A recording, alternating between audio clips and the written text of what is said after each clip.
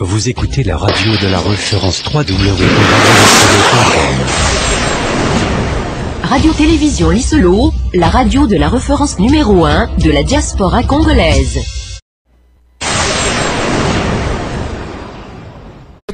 Tika kokowaza na mabondeli, chai na mabondeli, mpambate, bangi oya melaka, atika, akoma na pli ya muke. Merci.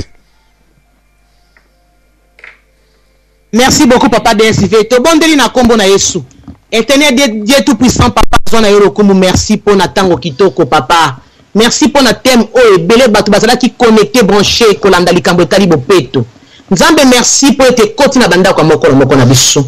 Bisika o écoute salité Nzambe à travers intervention de ko moko na moka côté na radio Lisolo Nzambe sungaye a changé. Mayele moko na moko to bimis na o esika bande ko na ngai nyoso balandi yango Nzambe tikete baleka na kosaira yango papa.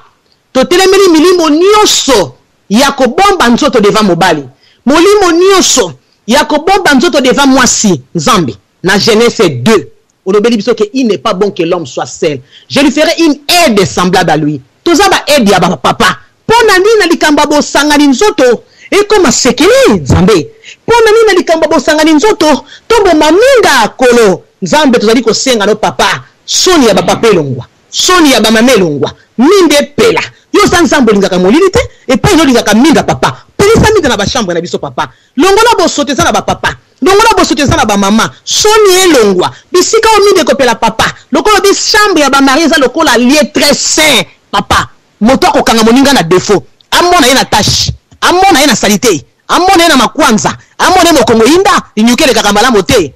Mota molimo santo papa ekota. A corriger moninga, a sunga moninga, pambate olobike, mwasa zali mosungi ya mobali, mosungi zali mobali zali mosungi ya mwasi. Papa, bande kuno fondation nzela rediffusion Nzambe, kota na mitema na bango. O basala ki na bo soto, ba do contrôler ba toilette, ba contrôler ba cuisine, ba contrôler ba chambre, ba contrôler bana, ba brosser ba minu, kaka ndenge d'intervention elekina oisika. Merci pambate chaque émission papa. Les médias, c'est un combat, c'est un kotaka. Oh, ils ont monde parce que les sorciers sont connectés. Les gens sont connectés. Ils sont envoûtés. Ko baby ça, message les katé. Mais le cola Nzambe te bonde la ka. Tu tiens quoi la première position. Nous sommes site, nous sommes auditeurs dans site, ba travailleurs à site, ba animateur, ba animatrice. Pour na ba thème ba kanango parce que thème ko bete yango et ça ko kuta ba tebe na kati et ça combat mon le Seigneur Jésus-Christ. Tu so longa papa pour na makasi na yo sali ko pesa biso Seigneur. Pambola mokambine ya radio Lisolo papa na biso de STV. Pambola bandeko na nga nyonso bakota ki na kata ya radio lelo ko intervenir Seigneur. Pe ba ba ko anda biso na nzela rediffusion Nzambe zala kati kati na bango.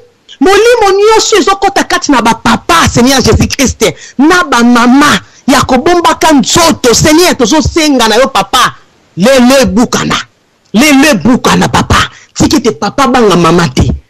Papa mama pa banga papa te. Bala ki sana Seigneur et ça péché tu dis basa no Seigneur bito bonde la peto singa ko ya bosolo batanga na Biblia on le bible na Genèse ni papa Adam na Eve batika la kipe bolumbu Nzambe ba kala ki sonité mobali azali ya mwasi wana te mwasi azali ya mobali wana te asako kima nini papa ata zali na bosoto papa ata sikula kamala mute soki pa kuta ba sala circoncision te et ali bobele sekele ya ndako papa e ko bima libanda te mama ko mena docteur Nzambe la bomoyi ba ko sala circoncision mais atika ko boma minda parce que ça tazali mota molili nanzela ko boma minda papa akomona liso mama ndenge nini akomona lokolo na ndenge nini maboko akomona ndenge nini Seigneur Jésus Christ na ko boma minda ti akoya ko fina mama na bisika ba fina kati bamba te miso ali komona te bobele maboko makolo Nzambe na bomoyi yo sali biso miso poto mona papa mote singela mone pa yaza ko mona amone pa yaza ko utiliser molimo akoboma molili papa toli ba viglité Seigneur tuli batuto ko mwana misu tina ya misu ali nini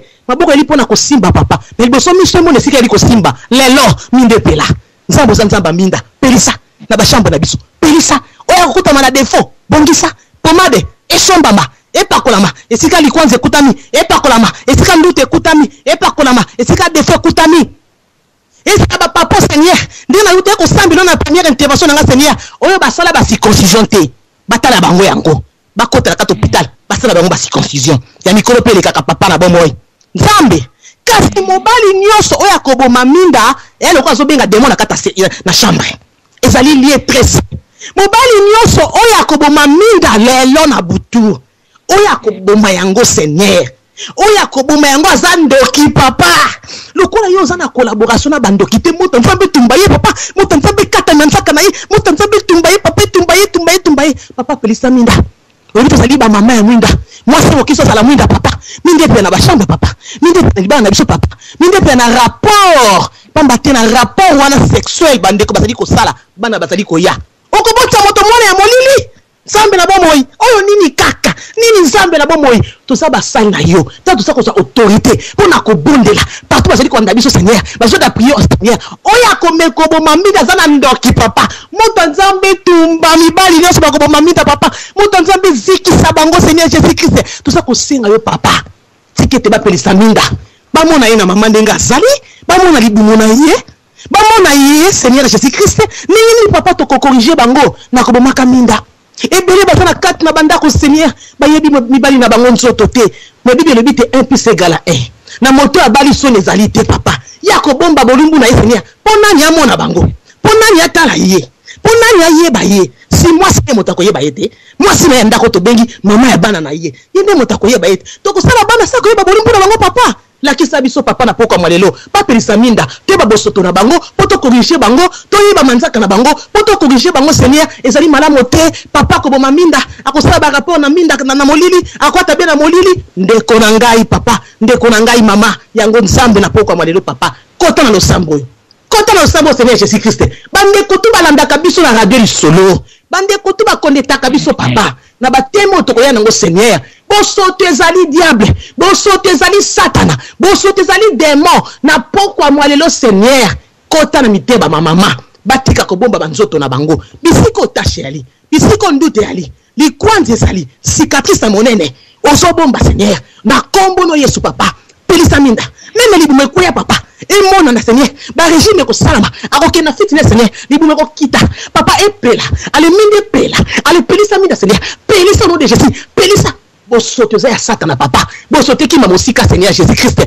pambola bandeko nyonso bazo nda biso kata prier oyo o motanza bekita yenda bashika baba yinda baba yondo boshika baba au nom puissant de Jésus papa bandeko nyonso bana bosoto na ba toilette na bango tango bakokota Seigneur miso nzambe na bango ba contrôler ba toilette ba contrôler Seigneur ba produit ba na ba toilette ba contrôler ba somba javel te Seigneur ali moto nzambe tumba salité Seigneur et tumba salité bo pete kota ba remarquer si la nzambe to sala ka ba changer ba teme ya ka poto changer papa tema lelo merci pamba ti yo l'exemple na kimia o suki sango pe na libonde li Seigneur merci papa kumama le véritable Dieu sans solama na yo ni bali nyoso bazana molima bo soni papa le longola bango kindoki pamba te bazana molima ndoki onko yoka mwasi no sonte papa parce que na moni nulle part na Biblia ki Adam ayoka ki Eve son lelo ba minde pela to mona ba boxer na bango ba couler na bango to tala bango bébé anasima mikoko to balola bango Seigneur au nom de Jésus au nom de Jésus au nom de Jésus comment maner le véritable Dieu papa merci pamba te ba bondo zali ko yoka